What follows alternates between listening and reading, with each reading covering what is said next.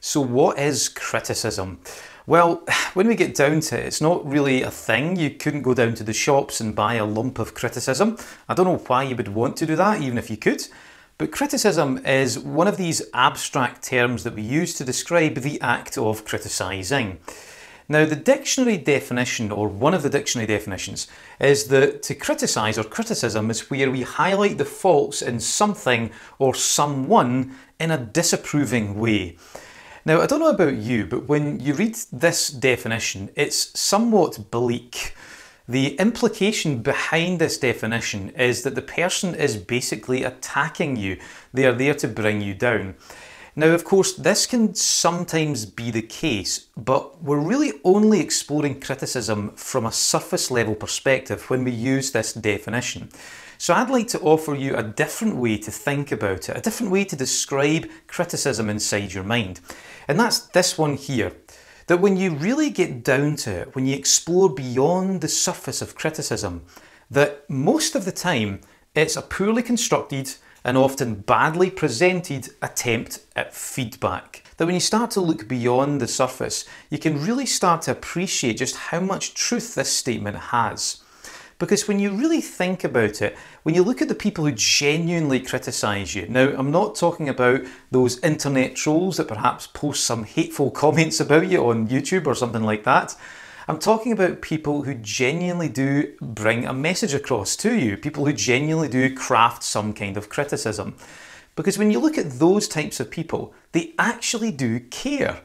Now, they maybe don't care about you, but they certainly care about the subject that they're commenting on, or they care about the activity that you are both being engaged in.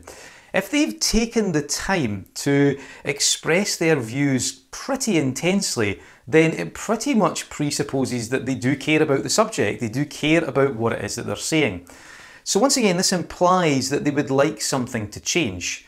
That on the surface, sure, it looks like they are just personally insulting you, it's like a personal attack, but actually when you look beyond the drama, when you look beyond the aggression, so to speak, there is actually some kind of positive function in the background. They're looking to influence some kind of positive change.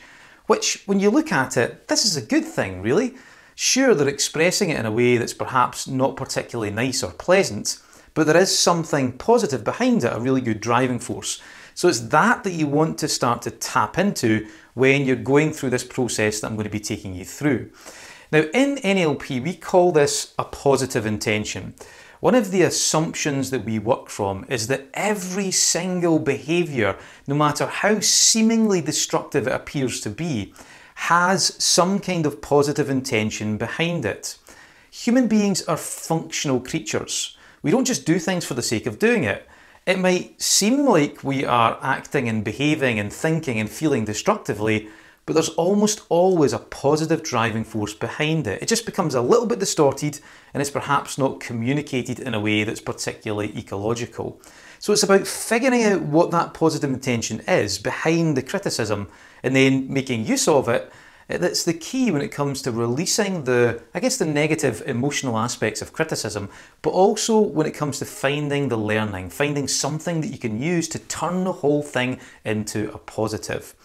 So I want to just give you a couple of quick examples of what I mean by a positive intention. Now, these are not necessarily examples from the workplace, but hopefully they will just flesh out the idea inside your mind, because it can sometimes be a difficult concept for people to get. Say, for example, you had someone who described themselves as a comfort eater. I don't know if you've ever done that yourself. I think I've done it once or twice. Maybe you've had a bad time at work or you've had a stressful experience. So you go home and you sit on the couch and you stuff your face with a big massive tub of ice cream, or you pig out on crisps or chocolate or drink beer and have wine or whatever. Now, even though that seems like a destructive behaviour, and on the surface it is, there is actually a positive driving force behind it. It's attempting to get something good. Now let me ask, what do you think that is attempting to get that's good? The clue is in the name, comfort eater. Generally when people do things like this, and I've been there, not very often, but it does happen from time to time, generally people who are comfort eaters, they're engaging in destructive behaviour, But the positive emotion they're attempting to get is, of course, comfort. They're eating for comfort. And of course, comfort is a really nice thing. And you see this in many different behaviours that people do. If someone is a smoker, generally we don't smoke to get cancer. We smoke to relax or to get time out or to create interest because we're bored. We do everything for some kind of positive function, some kind of positive intention. So even though that's almost like a therapeutic example, it's the same thing when it comes to criticism. On the surface, it appears as if the person is attempting to attack us. But when we start to look beyond the surface into the background, we start to appreciate that actually, when it comes to genuine criticism, it's because the person cares. Deep down, they want to influence change in some capacity. And finding out what that is crucial when it comes to releasing the negative emotions associated with the criticism, but also when it comes to finding that useful piece that we can then put into practice to actually take the criticism and flip it completely on its head into something positive. So that's what we're going to be exploring throughout the next few videos as I take you through this NLP process for dealing effectively with criticism. One point I'd like to make though, just before we move on, is that when you are receiving criticism, the amount of energy that you give to it will of course depend on the person that's dishing it out or the person that's delivering it. There will of course be some people who you do want to listen to. If you're being criticised by your partner, by your husband or your wife or your kids, or a work colleague who you really trust and admire, or if you're being criticised by your boss or your line manager, doesn't necessarily mean that they're right, but you do want to give some energy to it. So those people would be really good to use for the process that I'm about to take you through. However, if you take, like I mentioned earlier on, like an internet troll, there are just some people who have such little insight and knowledge into who you are as a person and what you do that they're just simply not worth listening to at all.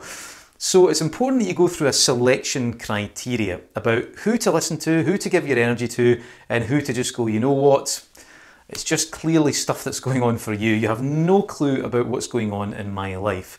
So I'll leave that selection criteria up to yourself. So hopefully this alternative definition is just giving you a different way to look at criticism, a different way to describe it inside your mind. I think it's much more useful and a heck of a lot more healthy, because there's no implication here that you are being attacked by someone else, which is often the most hurtful and stinging thing about criticism in the first place. That is all about appreciating that, sure, it might be badly presented and created, but if you look beyond the surface, there is actually something useful that you can extract and then put into practice to enhance and move forward when it comes to your own learning and your own performance. So hopefully this gave you a different way of looking at it, and in the next video I'm going to be starting to look at this process of how to deal with criticism effectively. And in order to do this, I want to bring back a model that we spoke about in the last section and just add a few extra distinctions to it, because we're going to be using this model for the entire NLP process. So when you're ready, head over to the next video and I'll see you for that.